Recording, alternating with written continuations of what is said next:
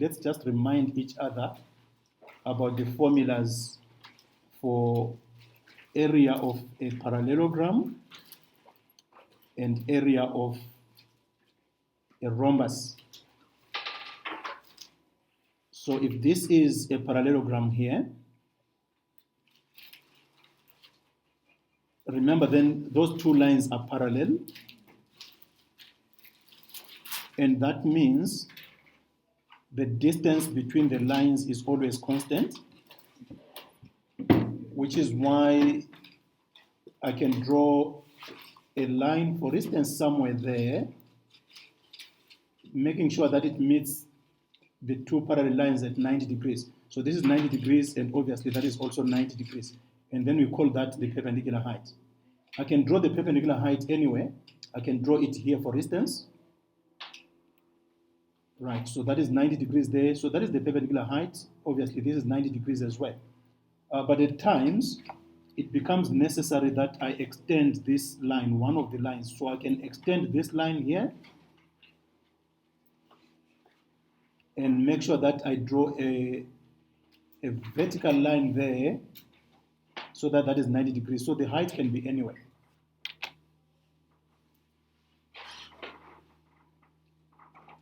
Let's call this point A, this one B, that one C, and that one D. Then because the parallelogram is sitting on AB, let's call the side AB the base. So the base and the height should meet perpendicularly. Then what is the formula for finding area?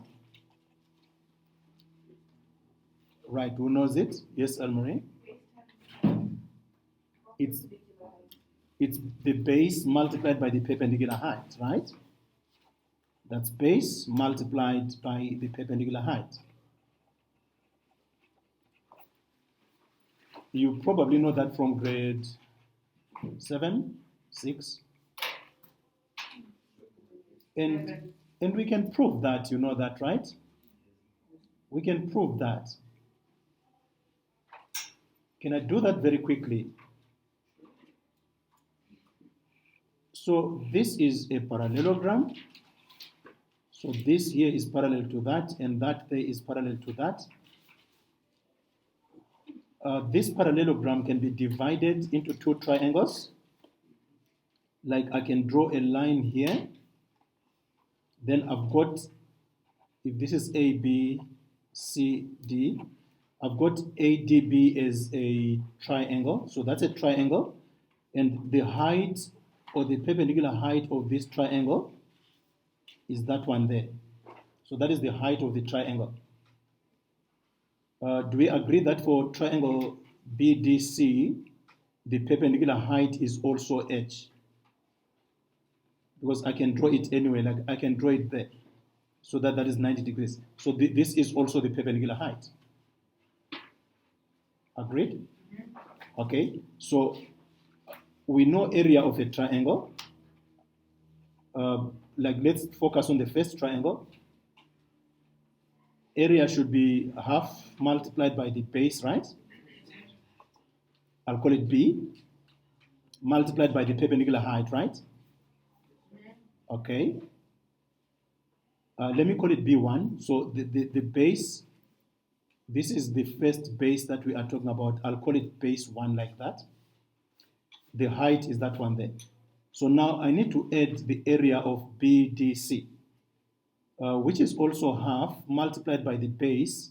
So that is the base here for this triangle. If we turn it around, can we call it B2 for now?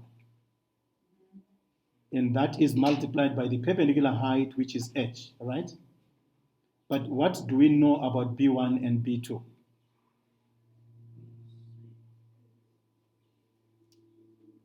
B1 and B2 should be equal because this is a parallelogram, right? Opposite sides are equal. So B1 and B2 are actually equal. So if I want, I can rewrite this. Let's call them, like, give them one particular letter. Let's just call them B. So B1 and B2 are the same. So let's call it B. And so you end up here with half multiplied by BH, and that one there is another half multiplied by BH. If you simplify that, you see these are like terms. And what is half plus half? It's 1. So all this becomes 1BH, which is the same thing as BH. So that is where we get our formula from. So we are saying we just need to take the base and multiply it by the perpendicular height. All right? So it's base times height. I want us to go to the rhombus. There is not going to be anything different. A rhombus is also a parallelogram. The only difference is that this is a nice parallelogram where all sides are equal. So this side is parallel to that one, and that side is parallel to that one. If you call this one A, B, C, D here, then because it is sitting on this, we can just call that on the base. We can turn this thing around and make any one of the sides the base. Once again, you can draw your height anywhere. So if you want, that is the height. So that is the perpendicular height. So what do you think is the area of a rhombus?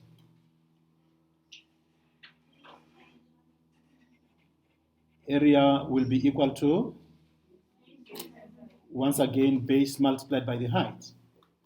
Okay. Now what about the kite? Let's talk about the kite. It's easy to draw a kite. You draw a cross like this, and then you can join those points if you want. You can call this one A, that one B, that one C, and that one D. Right, then join these and get a kite.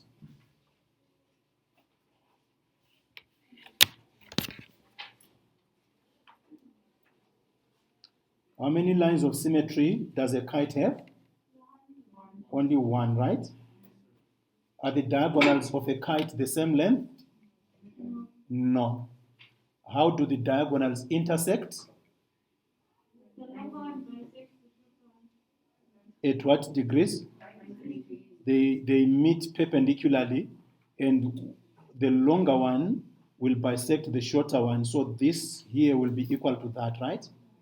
What else do we know about the kite? There are two pairs of adjacent sides that are equal, right?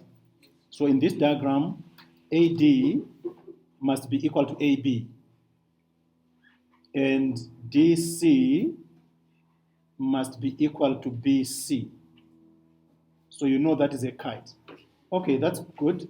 Please do not say diagonals bisect each other or bisect perpendicularly, because they do not bisect each other. It's only one diagonal that is bisected by the other diagonal. How would you work out the area of a kite if, like, you did not have a formula? You can work out the area of each triangle, right? So how many triangles do you want to work out? You can work out 2, you can work out 4. Okay? Working out 4 means you're working out this one separately, and that one separately, then this one separately, and that one separately, right? That is 4 of them. If it's 2, it could be ADC. You can look for the area of ADC, and then look for the area of ABC. Do you see that? Or you can look for the area of ADB, and then the area of DBC, correct? Okay, good. Okay, but who knows a formula? There is a formula that makes use of the diagonals. So area is AC times DB times BD divided by 2. So she's saying it's half multiplied by the product of the diagonals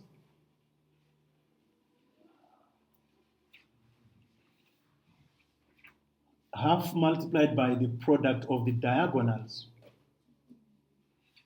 Do you agree?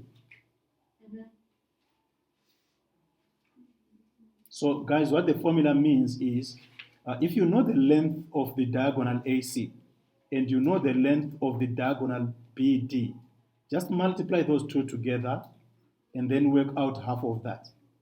I want us to use two methods to work out the answer, or maybe three methods. The first method is we want to look for the area of the four triangles. Okay, let's do that first. So let's use area of the four triangles. Maybe we can number them if we want. We can number them. We can call this one. We can call this one W. This one X. This one Y, and that one Z. Okay, so let's start with triangle W. What is the area? 6. Okay, you know the formula, half base times height, right? So you'll actually say half multiplied by 4 multiplied by 3, and that will give us 6. Let's not worry about the units. What about triangle X? Same thing, eh? So that is half times 4 times 3, which gives us 6 again. What about triangle Y? 18. Which is half multiplied by 4 multiplied by 9. Did you say 18? Okay, what about triangle Z? Same. So it's half multiplied by 4 multiplied by 9, which is equal to 18. So what is the total area of the whole shape? 6 plus 6 plus 18 plus 18? 48, right? So the answer will be 48 square units, right? Well done. Oh, we are given that it's in centimeters, so the answer should be 48 square centimeters. What about two triangles? Two triangles. Choose which triangles you want. Which one? Area of, did you say QRS? Or PRS? Okay, so triangle PRS, okay. PRS is this one here,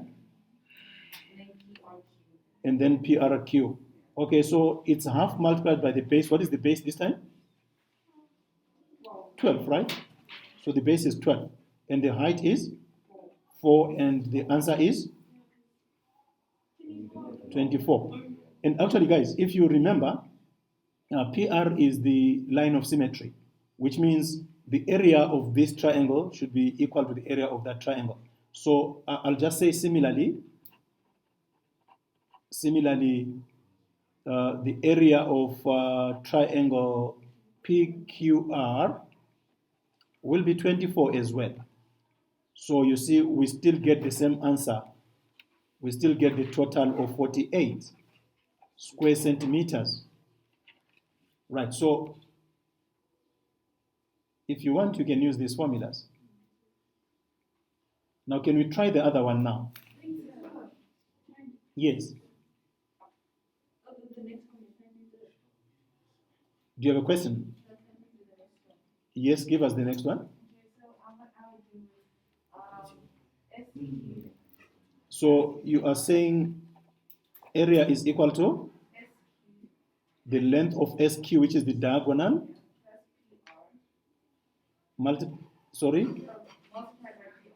multiplied by PR. And then we divide this thing by 2. Okay, what is SQ equal to? SQ is 8, right?